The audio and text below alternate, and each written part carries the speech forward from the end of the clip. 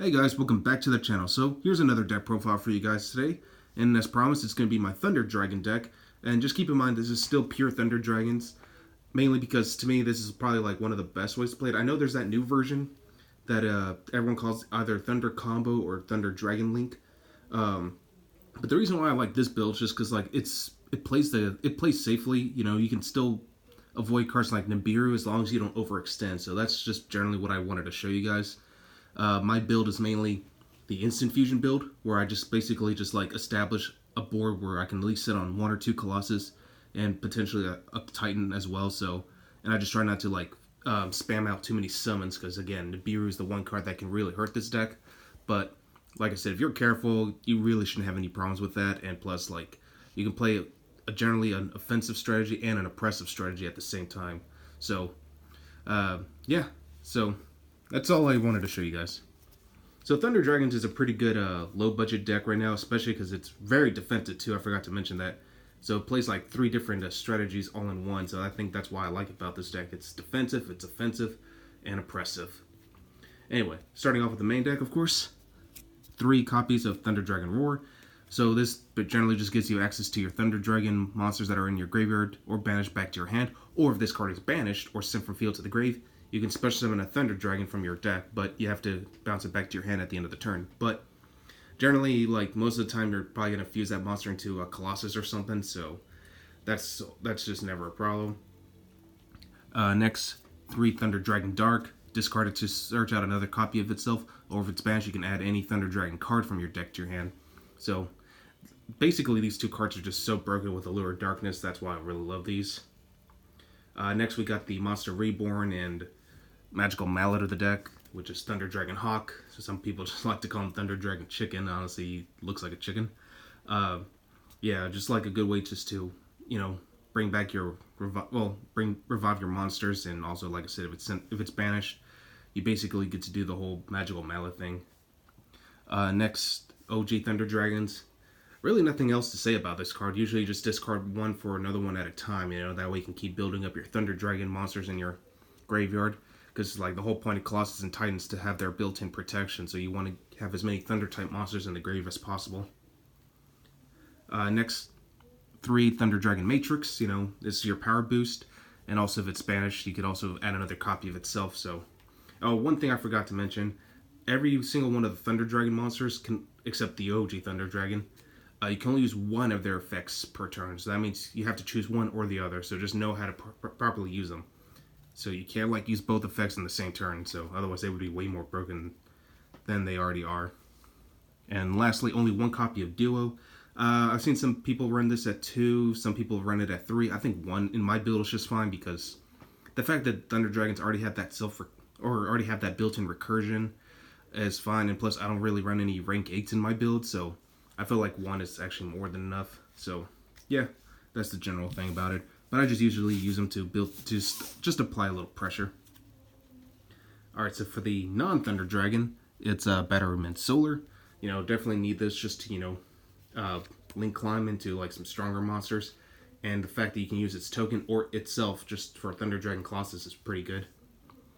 Next, 2 copies of Aloof Lupine, which is your second best normal summon of the entire deck. The fact that he acts as your second and third copy of Gold Sark is really powerful. It triggers off your Thunder Dragon effect, so that's really why I like this card. So Aloof Lupine, I definitely like to run this at 2. Alright, so now we're moving on to the hand traps. I decided to go ahead and main deck my Dimension Shifter again, just because, you know, like, it's really good going first and going second. So like, if you play this right at the start of your turn, you know, your opponent can't necessarily hit you with any hand trap, well, other than impermanence or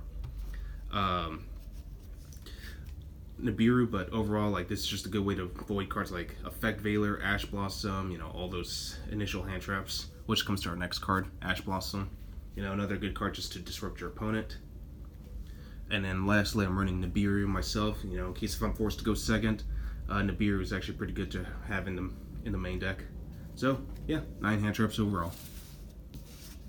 Alright, so now we're moving on to the spells. I'm actually running 3 copies of Thunder Dragon Fusion. This is just there for the recursion ability, and the fact that, you know, you can bring out you can easily bring out your Colossus and Titan this way as well. So Thunder Dragon Fusion, definitely really good. I love this card. 3 copies of Lure Darkness for draw power. Since you're running quite a few darks, and again, this is just really broken together with Dark and Roar, you know, there's really nothing else to say about that. Next, 3 Instant Fusion. You know, we do have a couple targets that just really help out, and Instant Fusion is just really good overall, so I definitely would recommend it. And then the last card in my deck is Gold Sark, you know. I mean, like I said, nothing else to say about that. You know, you definitely want to trigger off your banishment effects, so Gold Sark definitely still a needed staple. Now you can see why that card's at 1. Alright, so for the extra deck, running 3 copies of Colossus.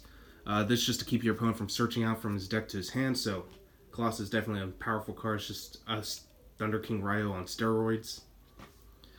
2 copies of Thunder Dragon Titan. I was going to run a third, but I kept thinking, like, no, I kind of like this card at 2, because again, recursion, that's the biggest thing with this deck. And also the fact that he can pop your opponent's cards, you know, whenever you activate a Thunder Dragon monster, its effect from the hand is really powerful. And they both can't be destroyed by battle or card effects as long as you have the resources in your graveyard, which, again, is not hard to do. You should be able to manage all that. For my Instant Fusion targets, 1000 Ice Restrict and Kiminari Attack. I mean, the 1000 Ice Restrict is just good overall. I mean, I don't have Millennium Ice Restrict, sadly, but that's a close enough second.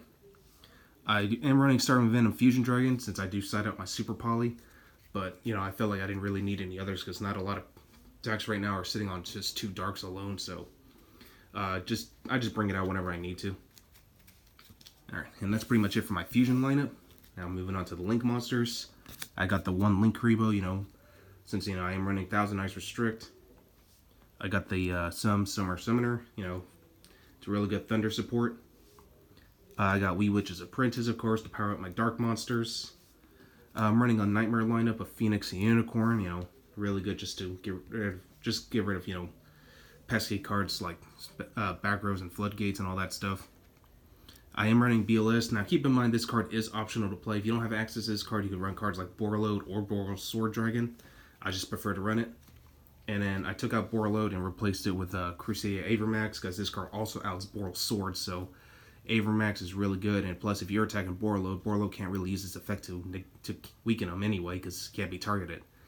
But also, what's also great about this card is that it's basically a Crystal Wing that's a Link monster. So, yeah, Avermax definitely like my favorite Link 4 monster of all time. I mean, everyone already knows that by now. So, yeah, that's just like my own personal preference. Alright, so now we're moving on to the side deck. My side deck's pretty standard. I'm actually running DD Crow on the side. This is just to deal with like the Orcus and the Salamangreat matchups.